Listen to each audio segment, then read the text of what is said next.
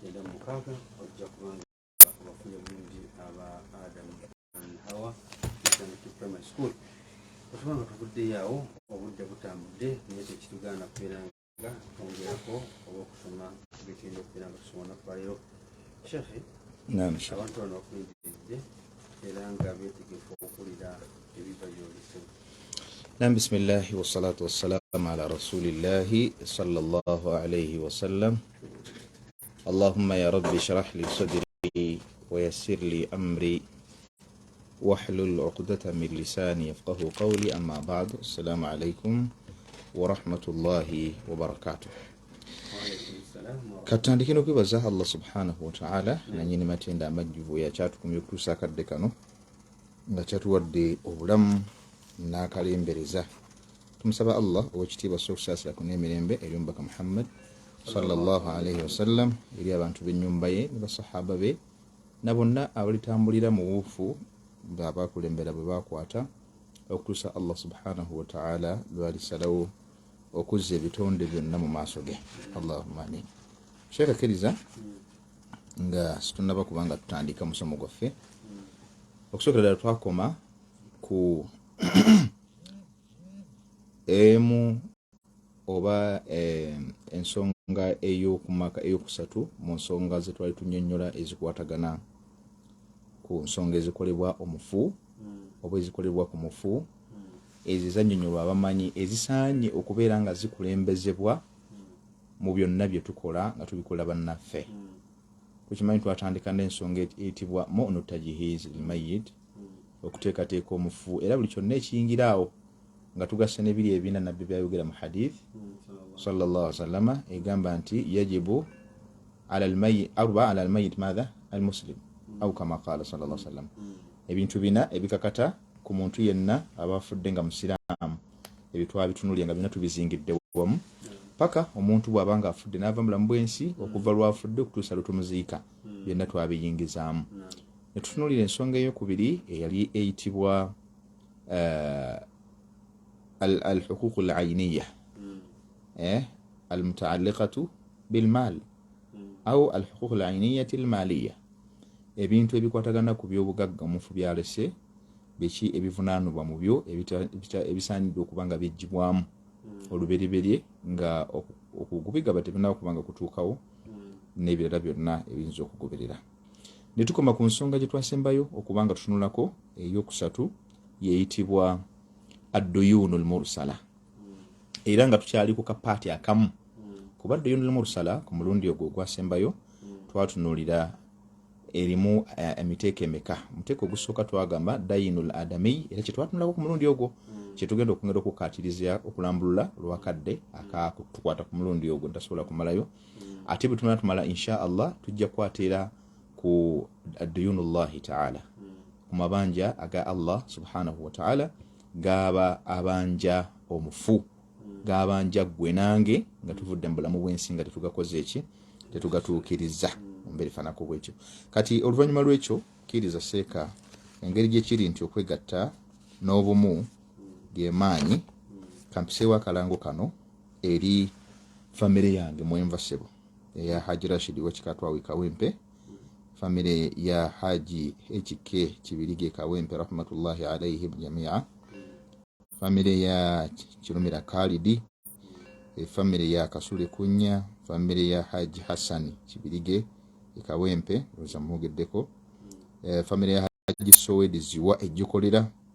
famire ya Bomali Jingo Kasana, ne famire ya Sheikh Kibanga ewambogao. Ezo sebo egomanyi yennyini sebo ezo famire mwensibuka era wonna wobonsanzi wabeera waffe. So njagala bakuweereza obubaka buno bategeeza nti waliwo okumanyagana okuteekeddwa okubanga ba famire tukwetabamu nnaku z'omwezi zijja kuba 11 omwezi gwa 3 gwe bayita March omwaka guno gwennyini 2023 insha Allah kujja kuyindira wali ekasana awo gye bayita kasana awo kyamira ndese wali mu bayita mu Kanaana insha Allah bwe tujja okuba essebo biidhnillahi ta'ala. Kati awo nga nkamaliriza sebo nkwebaza okunzikiriza okayisaawo ekkiriza ate era nekano nako nkayiseewo inshallah sikalango sebo naye just ka information katono okusookera ddala njagala okutegeeza darasa 7 naatera okutuuka leero ennaku z'omwezi ndowooza 17 mukadde waffe Sulaimaani wekiwugulu awo ku Uthman Islamic School Namayumba yategeka darasa yagenda okusomesezaamu abantu okuva mu bitundu ebyenjawulo bamaseka yabaleese abaliko kati abajja okubanga basomesa maye abantu sebo kati baatuuka ekiseera nga basoma bamaseeka baliko abaliko oli bayinza okulowoozaako qawlu qadimu labuda min qawli jadid wana Imam Shafi'i lahu qawlu qadimu wa jadid kale insha Allah mumbere fanako bwetyo bamaseka gye bali balungi ddala bajja kubanga insha Allah babasomesa n'olwekyo tujjumbire omulango ogwo tugendeyo tubeere nga bwe tutyo twetabamu pozira kala sebo nyawo kutegeeza abayizi bafa baholidde wiiki ejja insha Allah tubasiibula mu butongole biidhinillah twebaza abazadde kano nja kwebaza abazadde Allah bakyawadde omutima omulamu ogukakasa nti ddala mu butuufu omwana engeri gyali nti ebbanga lyonna abeera ku luzungu n'eddiini agyetaaga abafaayo ne babeera nga baleeta abaana babeere nga beeyongerako mu ddiini eyaabwe ey'ekitiibwa ate nga badde bagisomera ddala ku musigi gwe nnyini amasomero ga Islamic kugasomera era njagala okutegeeza yenna atuwuliriza buli kimu kyonna tubadde tukikola buli kimu tubadde tukikola era omwana yenna azze nga tasomangako nkakasa nti omutendera ogw'ekibiina ekyokusatu tuzigaba ssebo omutendera ogw'ekibiina ekyokusatu omwana tukakasa bulungi nnyo nti insha Allah agenda okumaliriza wiiki ejja eyo ajja kuba agumaliriza bulungi nnyo so omuzadde yenna tugamba nti abshir bidhalika sanyuka ate ntugamba nti mujjumbire kubanga kino newankubadde kitandise omwaka guno tusuubira nti insha Allah buli holiday kijja kubeerawo abaana bafe okubeera nga tibaddirira nabo babeere nga batambulira ku musingi gwe gumu nga n'abalala abali mu masomero aga Islamic kensembyayo njagala okukowola mwenna abakulu emyaka gyammwe gye muliko okuba nti mweyongera okumanya ate nga Al-Hadiya Islamic Primary and Secondary Education Center yo eri okubanga ebaweereza ku nsonga eyo sessions weziri ez'enjawulo mujje muregistaringe mugende wali eri nabweru ku kijegere wewandiise osome mitendera gyonna wegiri okujjako ogwa university bwe tumala kutugamba nti genda ku IU ekibuli oba genda ku Islamic College University biza tulina biri subizime biri wano mu Uganda nga tugamba nti kati weyongereyo tukutadde era bye tukuwadde byonna byofunye bikukasa bulungi osobola okuba nga ofiitingayo so insha Allah mwenna tubaaniriza ku nsonga eyo kale kamalirize n'enamba z'essimu ayinza okutwagala kuyinza okuyitira esookera ddala 0703 33 799 98 oba ku 0772 86 16 97 sembyayo 0702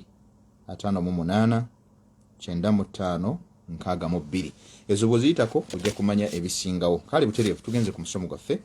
nga bulijjo bwetutambula sebo twasembayo nga tutunulidde kuzimu ku hadithi ezitunyonnyola ebimu ku bintu ebibanjibwa oba omuntu byasaanye okubanga akola byasaanye okubanga yeewala okuweewala obutabanjibwa katweyongereyo tutunule hadithi endala bino tujja kubijjako mu hadithi mukongera okugaziya ku musomo n'okwongera okuwa ekifaananyi ekitangavu obulungi tugenda kutunula ku hadithi eyogera ku asabu almubiqat ebintu omusanvu ebizikiriza hadithi eno nabbi sallallahu alayhi wasallam kugamba nti yagamba injitanibu asabu almubiqat mwewale mweziyize mwesambe mubeere wala mwebikkirire muleme kubanga muyingira mubizikiriza omusanvu qila abaaliwo basahaba ridwanullahi ta'ala alayhim nemubuuza ya rasulallah wama hunna byebiriwa ebyo ebizikiriza basahaba balinga iganya okumanya ebigambo nabbi sallama byeyogeranga yes qala nabbi kyava bagamba nti ashiriku sallallahu sallam ashiriku nabagamba nti okugatta ku Allah okwo kumanyikiddwa bulwa nti kyokola oyinamu interest okinamu okukkiriza okwenjawulo okutali mu Allah manya nti oyo shiriki kyolinako nti takitanimu bihi okimatira era okigoberera byonna na buli kimu kyonna manya nti ebiseera ebisinga ddala nga kiyingira mu nzikiriza nkakasita ddala nti mubutuufu shiriki oba omukoze eki omuyingidde. Wasihir n'okuloga oba eddogo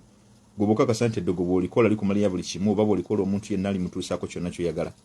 kakasa bukakasa nti shiriki. Wa qatilu nafs okutta omuntu kati lino bbanja eribeera wakati w'omuddu n'omuddu Allah subhanahu wa ta'ala lyagenda okuba nga tajja kuliyingiramu yawma alqiyama nga nabbi sallallahu alaihi wasallam bw'atutegeeza bwe yatutegeeza nti ensonga ezirijja wakati wa muddu n'omuddu Allah tagenda zikola ki kuziyingiramu naga nti awwalu ma yuqda yawma alqiyamati fi ddima au kama qala ekigenda okusooka okulamulwa wakati waffe wakati w'omwami omuddu n'omuddu kijja kubanga kikwatagana ku kuyiwa omusaayi. Ontegedde bulungi omuntu yetta an-nafsu bin-nafsi yani qatlu an-nafsi omuntu singa atta munne omuntu singa aba se munne owekitiibwa Allah subhanahu wa ta'ala agenda omuntu yajja kujja nga akubanja yawmal qiyama banja eryetaaga omuntu okubanga aliriwa bw'abanga osigadde kuno ku nsi liriko n'omutango so allati harrama Allahu illa bilhaqqi naddala nga gwosse talina nsonga emukakasaako kuba nti ateekeddwa okuttibwa. Wa aklu mali lyatim n'okulya emaali ya mulekwa kammena nansi akalu maala lyatama bameka abantu nga beezibise nga nebyotuddeko awo mutuufu byakukwasibwa bukwasibwa nannyini byo ndakugamba nti munnange gwe gwendabyemu obwesigwa abaana bange sina gwe mbalekera ontegedde bulungi nakukwasa obuvunaanyizibwa okulaba nti abaana be bawangalira mu mbeera ennungi oluvannyuma lwe naye n'osalawo okuba nti buli kimu okyezza nga gwokirina n'ogaana n'okubibawa ne babeera mu kubonaabona. Wa akla riba n'okulya riba eryo nalyo bbanja lirino wakati weno na Allah ontegedde bulungi teri wakati wa muddu na muddu. Watawalli yawma zahafi n'omuntu okudduka ku lunaku olutufulumye okugenda okubanga obusiraamu butaasibwa mu mbeera y'okuba tutaasa obusiraamu nga ffe abaliwo ffe tuteekeddwa okubanga tulutaasa okuva eri abalabe baabwo gwe nobeera nga yes wetusinga okwagalira gwe ate nosalawo okudduka otwabulira okole ki ogende gwe otaasa obulamu. Wa qadhfi almuhsanati alghafilati almu'minati n'okuwaayiriza kati n'okuwaayiriza n'okutemerera nabyo nsonga okuwaayiriza okutemerera ontegedde bulungi byonna bisoboka awuluma naye byonna bifaanagana almost onoonyereza example zaabyo oba okwongera okugaziwa mu byo tebyawukana nnyo okuwaayiriza oba okutemerera. Omuntu ayinza okukanyugirira ekigambo nga gundi mulogo ekyo ekigambo kinene kiwaawala gundi mubbi okukutemerera okukutemerera ate kakati kyo nze ngambye kuwaayiriza sinakugamba kya bubbi oba mubbi tati bilbayina alaika bilbayina tuleetera obujulizi obukakasa nti mubbi naffe tukakasa ekyo tetujja koma bukomi ku mimwa nti ogambe nti mubbi kikumaawo nedda faalaika bilbayina leeta obujulizi ku nsonga eyo ffe tukakasa ekyo bw'oba tobulina then awusirika buki busirisi gundi mwenzi kanjugirira omuntu ekigambo gundi mwenzi hal sabaka ra'aytahu wali omulabyeko wali omusanzeeko wajatahu fil fi'l naye abantu bangi kullu hadhihi kalamu ala afwahi nnas bino ebigambo byonna byolaba biri ku mimwa gy'abantu oli akanyugirira munne ekigambo naye ng'oluusi balina amaaribu ukhra olenza okubanga mukanyugira ekigambo kumutamya abantu kumukanyugira ekigambo kumujja ku stage gy'aliko amusse eddaala oba amugye waali afuuke ekitagasa ebyo byonna bintu bangi babikola naye bw'oba okikoze ekyo naddala bannamawulire simanyi oli munnamawulire oli wa daawa okay barakallah bannamawulire naddala abasiraamu nze njagala okuyisa warning eno gye bali n'okubuulirira ne advise nti byonna bye tukola kuno ku nsi ffe tukola kubeera bulungi naye ati buli w'okola okubeera obulungi gwolina gw'oyagala abeere wansi manya nti akaseera kano kajja tuuka oyinza okubeera successful wano ku nsi naye wa Allah togenda kuwona omuntu ono ajja kujja nga akubanja hadithi ene eddako yegenda okubanga etuwa ekigambo ekyo kyenjogerako. Agamba omubaka Muhammad sallallahu alaihi wasallam fi hadaratihi mu kiseera ng'akyaliwo qala yagamba nga ekigambo nabyogera naye nga abuuza basahaba yababuuza nti atadiruna manil muflis, yababuuza nti abange mumanyi ani ayitibwa omwavu? Ani aweddemu nga bukali bwogambye, ani aweddemu, ani ayitibwa lunkupe? Qalu basahaba nabo ku ntegeera yaabwe nga nange bweyinza okutegeera naawe wampuliriza naawe kimanyimanyi baga nti wano omwavu yaliwa, ojaga nti omwavu yatali wadde mu first class, tali wadde mu second class, tali wadde mu last class.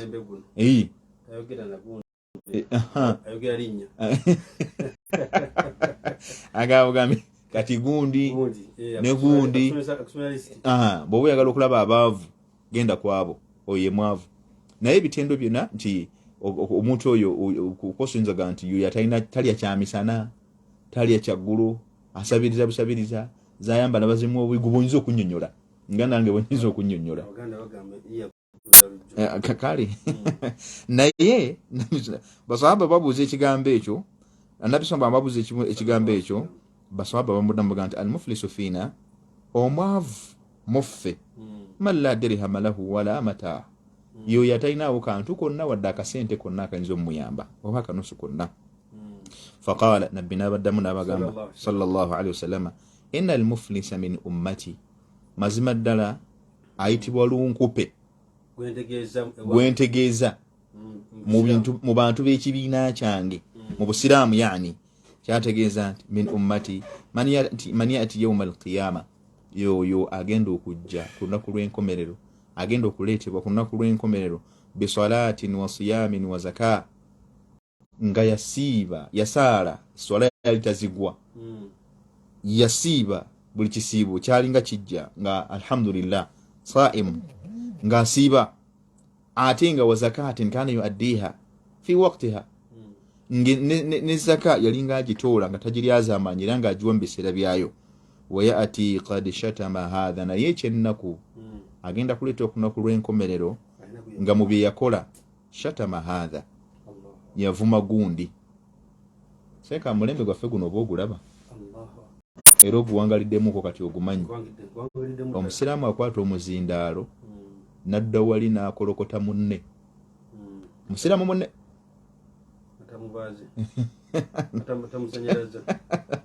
n'amukolokota oba n'amutemerera ekigambo oba n'amwogerera ekigambo nga tasonyiwadde namu. Waqad shatama hadha, nga avumye gundi, yavuma gundi, yamutemerera egambo, yamuvuma ekigambo gundi. Waqadhafa hadha, era yatemerera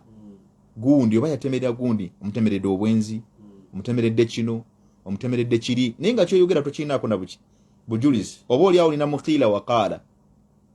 naye muqiila waqaala okimanyi nti bantu muqiila waqaala bakakasizaamu ensonga nga nti kituufu ddala, kituufu ddala,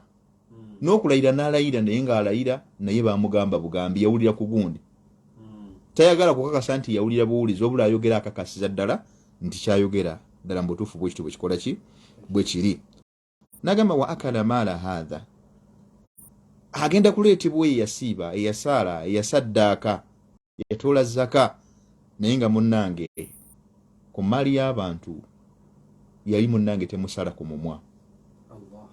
yali temusala maali y'abamulekwa nga mukugirya mu maali y'abantu okugikumpanya. Waliyo omuntu nga sheekhe muli azaamaanya, yes, akwewulako obukadde bwe buti, nagange ndabba okubbanga bwe riti n'obanja, nze waliwo wali gwe nawulire ekamba nja kukutambuza n'obwoya bujja kuggwa ku magulu. Nga ani atambuza agenda okuwola eyawolebwa awulidde abantu gye bali.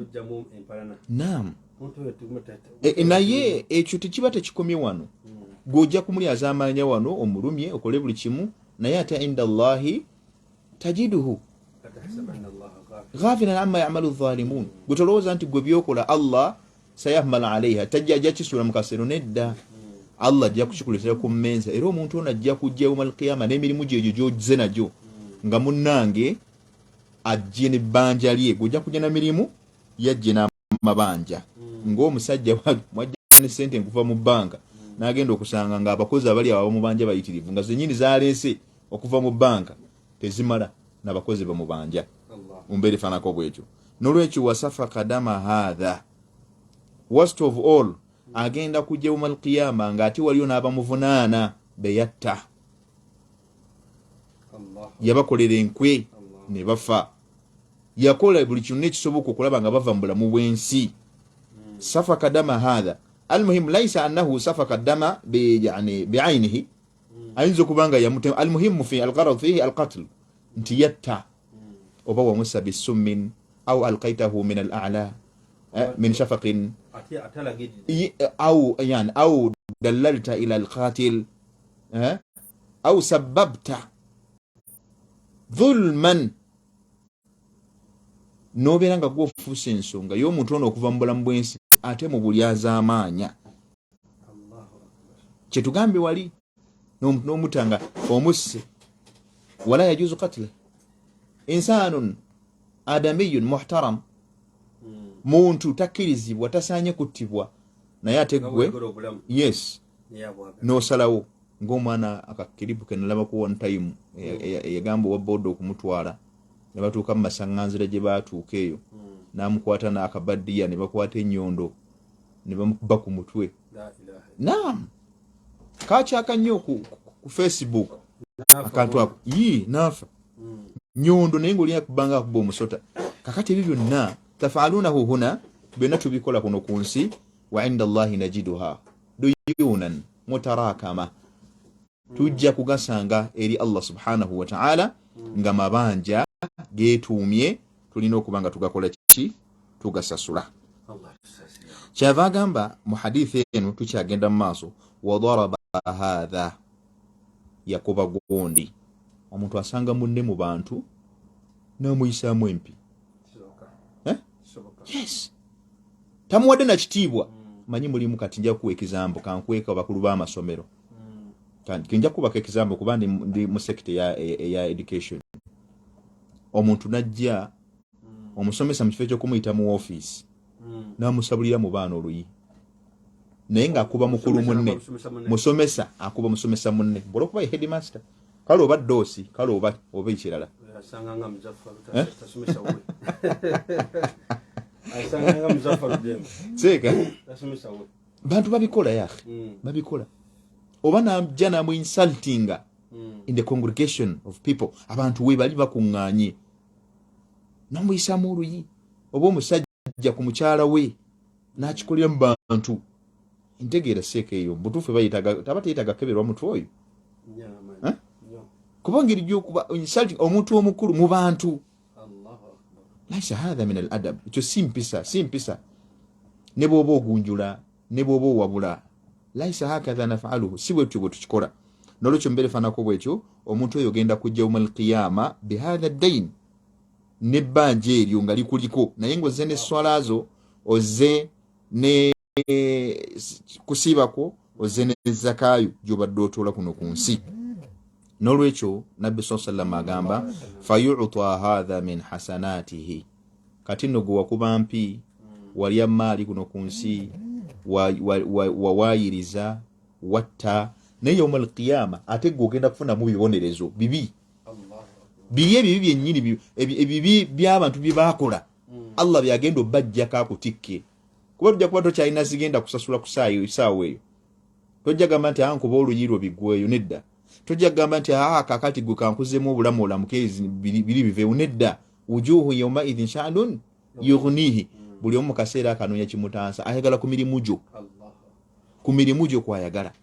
asobole okuba nga naye bw'ati ataasibwa awona omuliro gwa Allah subhanahu wa ta'ala. N'olwekyo nabbi ategeeza nti fayu'ta hadha min hasanatihi, Allah ajja kukwata ku birungi by'ozze nabyo abiwe oli, wa hadha min hasanatihi, n'ono gwe wavuma naye, n'oli gwe wali azaamaanya, n'oli gwe wakola buli kimu. Nagamba fa in faniyat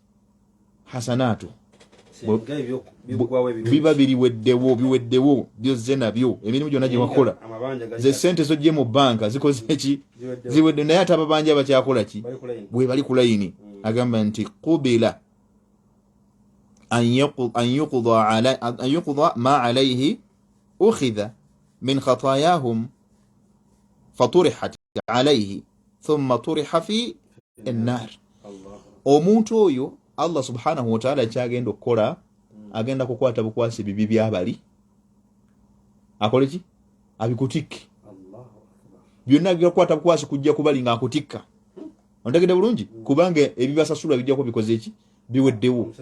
Yes,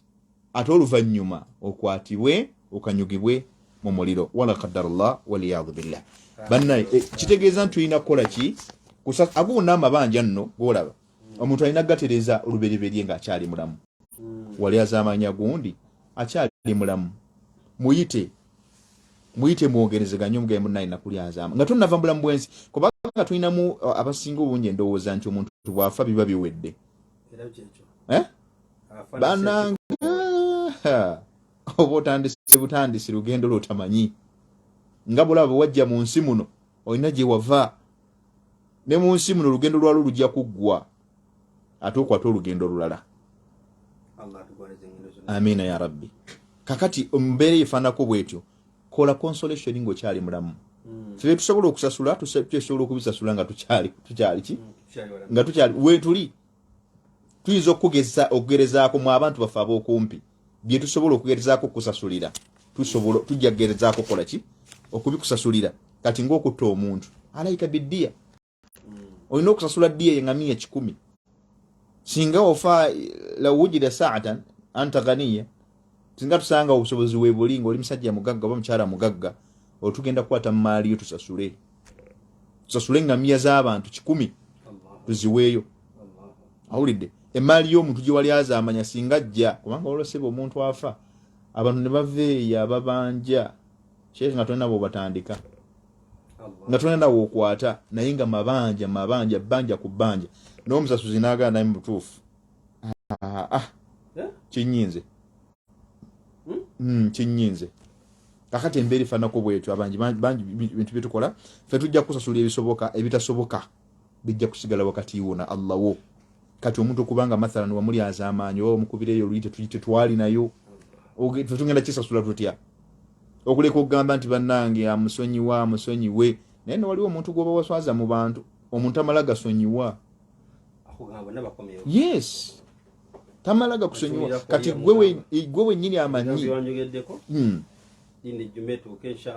ojje Allah ate ekizibu ku muntu seko omuntu asobola okuinsultinga mu group ey'abantu nakogerako ekigambo oba nakola ekintu kyonna ekisobola okubanga kikukakkanya nekifuula owa wansi ate ng'olusi si kituufu mu bantu fi hadarati nnas wa yati laylan ate najja ekiro yani yatlubu minka almusamaha ng'asaba ate omusonyiwe. Kakati lubali eri biwaba wategeezezza ensonga eyo olwo bo ogenda bakola otya kubanze naawe salahna baini wa bainaka ffe tukoze musalaha fama balu haulai kaifa yadhunnuna bi bo bagenda kukola batyo bagenda kulisigala nga balowooza ki. Kakati omuntu ddamu okolekitinge kuŋŋaanya abantu oddemu otegeeza ensonga eyo ddemu ogirambululu bategeeze nti bannange omuntu ono namusobya nze nali omukyamu ekyo wadde kizitowa naye kizitowa wano ku nsi saate eri Allah kizito nnyo n'okusinga wano gwe okola ki repercussions zaakyo oba ebibala byakyo oluvannyuma lw'okuva wano ku nsi nga tokikoze bibi nnyo n'okusinga okukuŋŋaanya abantu okubeetondera mu lujjudde. So mu mbeera efaanako bwetyo hadithi endala sheekh nga twongera ku nsonga eyo kubanga ffe bonna bukkiriza bw'abantu muntu ateekeddwa okubanga yes bwe tuwangaliramu bino bintu biwangaliramu oyinza okubanga wamuinsultinga mubutamanya oba okola ekintu mubutamanya the moment you know the truth kasita ofuna amazima nayotereze yes ng'obudde bukyali kubanga olwaliro wooli enkya toliiwo ate amabanja ogenda nago n'olwekyo Allah subhanahu wa ta'ala omubaka Muhammad sallallahu alaihi wasallam ategeeza wano mathalan ayabuuza ekibuuzo nabisanaga nti ayyul khalq a'jabu imana kitonde kimbitonde bya Allah ekyewuunyisa mu bukkiriza bwakyo qala kyava agamba nabi sallallahu alaihi wasallam qalu bagamba basahaba al malaika ndameka ati malaika ba Allah subhanahu wa ta'ala be basinga okwewunyisa obuki obukkiriza bwabwe. Qala kyava bagamba kuba bino bina bituyogera byetagamu obukkiriza, bino bina byetwogera byetaga omuntu kubanga alina omutima ogunyikira oluvannyuma lw'okutegeera amazima n'asobola okubanga atereeza yes n'akyusa. Kale nno ekibuzo ntukireetanga kukulaga nti okukkiriza abo nsonga nkulu mu byonna ebikugambibwa. Totunuulira ani abyogedde, tunuulira byeva kwani. Ontegere bulungi bivudde luddawa kyolina okubanga okusooka okutunuulira. Kyava agamba Nabbi sallallahu alayhi wa sallam bamala okubuuza basahaba ababuuza nti banna kitonde ki mu bitonde bya Allah ekyewuunyisa obukkiriza bwakyo. Basahaba ne bagamba nti bamalayika ba Allah. N'abagamba nti qala al-malaikatu kaifa la yu'minun, yaga nti bamalayika bayinza butya okubanga si bakkiriza. Oba ontegera bulungi lwaki akibuuza ekyo? Kuba bamalayika tumanyi bulungi nti bali kumpi ne Allah subhanahu wa ta'ala, bali waggulu. Ontegedde bulungi kati kiyinza kyokubeera nti bamalayika nga ne mubo bennyini mwe muli abatuusa obubaka obuva eri Allah subhanahu wa ta'ala eri abantu, nga ne mubo bennyini mwe muli aminul wahyi afuna obubaka n'abusaasanya eri bamalayika banne. Yes, kaifa la yu'minun, bayinza butya okubanga si bakkiriza. Qalu kibagamba basahaba annabiyuna, ne bakyusa ansa nti bannabbi. Qala nabbi n'abaddamu annabiyuna yuha ilayhim fa kaifa la yu'minun, bannabbi Allah subhanahu wa ta'ala abassaako obubaka. Kati yes, ekinjawulo kati kijja kityo okubeera nti ate bo si bakkiriza. Maana dhalika nti hum awla nnas an yakunu mu'minin, be basinga okubeera nti be bali badde basokera ddala okubeera nti bakkiriza ku mwanjo. Ontegedde bulungi ekitegeeza nti ekyo nabbi yakigaana nti nedda bamalayika bannabbi tebeewunyisa bukkiriza bwabwe kubanga olwedde bafuna obubaka okuva eri Allah. Qalu basahaba ne baddamu ne bamugamba ne bakyusa ansa. Qalu sahaba ne bagamba nti basahaba abali okumpi nani n'omubaka Muhammad sallallahu alayhi wa sallam. Qala nabbi kyava bagamba as-sahabatu ma al-anbiya'i fa kayfa la yu'minun. Basahaba bali kumpi nani ne nabbi nga bolaba hawariyuna inda Isa alayhi salam, abasajja be bayita abayigirizibwa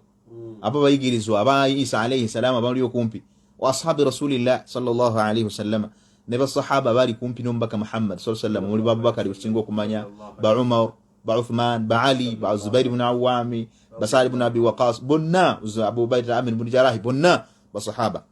abali okumpi n'enabbi n'abalala nabi tamanyi. Fa kaifa la yu'minuna wa hum bijiwari an-nabiy aw bijiwari al-anbiya, bayinza butyo obutakkiriza ng'ate bali kumpi nani ne bannabbi. Amakulu kitegeeza bulungi nti obubaka obukka directly bube bugenda eri abantu abo abaliwo fi hadarati al-anbiya, fi hadarati an-nabiy, mu kaseera ka nabbi oyo aliwo abantu abaliwo hum yani al-wahyu tukhatibuhum, obubaka busooka okujja nga boogera ku abo abaliwo ng'abalala tebannaba kujja. Ng'olwaliro saawa zino al-Qur'an yantiqu yani yatakallamu bina yukhatibuna, Qur'an yogera naffe fe abakola ki abaliwo, n'abo abanaabeerawo oluvannyuma lwaffe era nabajja kubanga eyogera nabo mu kaseera ako. Ontegera bulungi ng'ate bwe banyumiza ebikoze eki ebiyise. N'olwekyo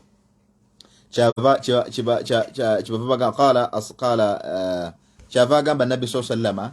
nga balemeddwa n'agamba nti walakin ajaba nnasi imanan, kyava agamba nti asinga okwewuunyisa obukkiriza bwe mu bantu agambe nti qawmun yaji'una min ba'dikum, be bantu abagenda okujja oluvannyuma lwammwe. Mu baani? Mu basahaba. Basahaba bannabi Muhammad sallallahu alaihi wasallam bali abakulembera. Sigamba onaawuliriza radio saawa zino, bali abakulembera Abubakar n'emirembe gyabwe. Yes,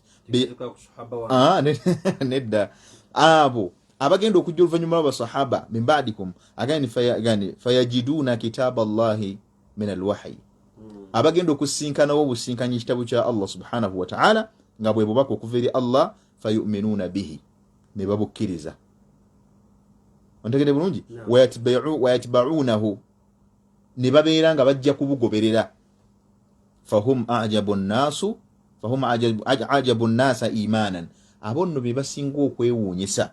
obukkiriza bwabwe kubanga omuntu asoma obusomi fayuminu kalladhi yara nabeera nga akkiriza ng'ate alinga oli yakola ki eyalabako awul khalq imanan oba okubanga bibajja okusinga ebitonde bya Allah ebisinga obungi obuki obukkiriza amakulu obukkiriza bw'omuntu awulidde obuwulizi bwenjawulo bwewuunyisa so gwali eyo ebigambo bino bikugambibwa ebinjirese kubanga nkunyweza nti obukkiriza bwolina mu mutima bwe bujja okutegeeza ebigambo ebyogerwa ku rediyo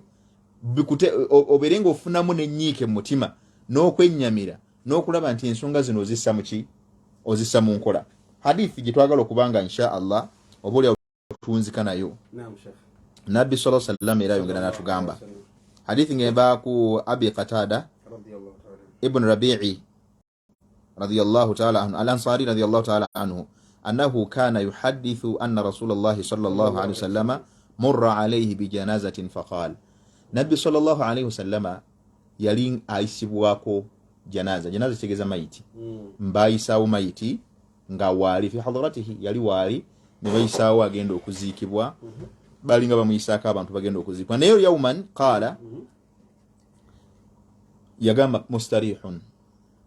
wa qala mustarahu minhu makulu wayisawo jenezi yasooka faqala mustarihun famurra bi janazatin ukhra ne wayisibwawo ate mayiti endala faqala mustarahu minhu nagamba nti awonye oba awangudde oba awummudde ontegedde bulungi ate nagamba nti mustarahu minhu awoneddwa awummuddwa ebigambo ebiwulira qalu ya rasulallah basahaba nga bomanyi nti munnange beebyabwe balinga bagenda mu maaso n'okubeera nti tebabireka kubanga bikola ki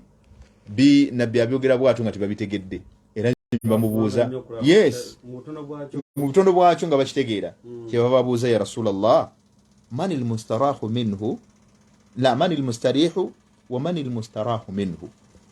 nti ani awummudde era ani gubawummudda qala kyava agamba nabbi saa sallama ti al-abdu al-mu'min yastarihu min nasabi dunya wa adhaha ila rahmatillah omuntu yenna awangalira ku nsi kuno nga atya Allah subhanahu wa ta'ala mu'minun bihi ngira amukkiriza jalla sha'nuhu ategeeza nabbi saa sallama natugamba nti oyo nno abeera nga Allah bw'amujja mu nsi muno abeera agiwummudde abeera awonye ebizibu by'ensi eno okategere bulungi yes ila rahmatillah era aba agenze mu kusaasirwa oba mu kusaasira kwa Allah subhanahu wa ta'ala wal abdul fajir naye ate yenna ava wano ku nsi nga mwononefu oba mujeemu nga amateeka Allah subhanahu wa ta'ala batagagoberera agamba nti yustarahu minhu yes yastarihu minhu al-ibad wal bilad ebifo mwadamangala bimuhumula ennyumba yenyini ekuwummula n'abantu bennyini bakola ki tuwulira omuntu bakola nti bannange omuntu anaafuna ku tulo oli nafuna kati omuntu anaawummula omuntu anaafuna ku mirembe washajaru waddawabu nabbi n'agamba nti n'emiti gyennyini nagyo giba gikuwonye n'ebisolo ebitonde bya Allah byonna ebisigadde nebyo byonna bikuwonye lwaki olw'obujeemu omuntu bw'aba akola ki bw'aba alina so ebigambo ebyo sheikh byonna bivudde mu hadith nga byongera okukatiriza ensonga ey'omuddu okubeera nga bwatyo ojja kubanjibwa ku mabanja g'olina ku lunaku olw'enkomerero bi'aunillahi wa bi'idhnihi naye kyetusaba tukubirize nnyo twekubirize nnyo ate tuba tukubiriziddwa tuse mu nkola omuntu bw'obanga olina ebbanja ly'omanyi ly'olina eryabanno lwaki oba toli kugaye wa Allah teri tojja genda nga olina ebizibu gambe nti ogenda bimalira eyo nedda ebizibu olina bimalira wano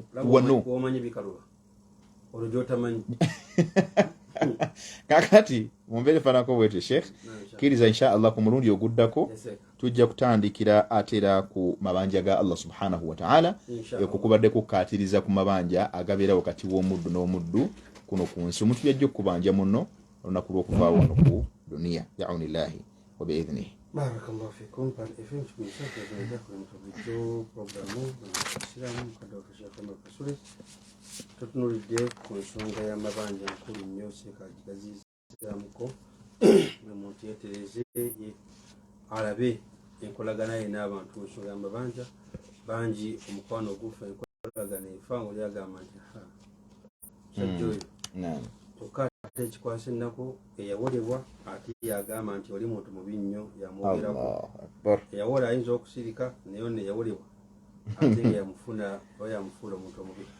naye sheekh atunyonyodde bulungi obwavu omuntu bwavaamu yadde nga ajja kuba mugagga nga ebizimu akirina naye olw'okuba nti yaleka amabanja mangi ku nsi kuno ojja kweka mu kutandikira mu kabuli atuuke nga mwavu kubanga buli kayina konna waliyo abalina okubeera nga bakatwala tukebaza okubeera nkuwadde ewoleza mulungi tubebaza mwenna babadde ku programu yaffe basipotisi batuuse dda tugenda kubeera nga tubawa omwagale n'akadde okubeera nga batwala mu maaso naye nga tubajjukiza nti Makka Madina abagenda mu January nga 6 wasigadde okubeera nga osasula sente nnyo ddala ate obeere nga olambula ebifo ebiyisira mu ddiini tubagaliza ekiro ekirungi naye nga baganda baffe basipotisi batuusewo dda. Assalamu alaikum warahmatullahi wabarakatuh. Alaikum assalam warahmatullahi wabarakatuh.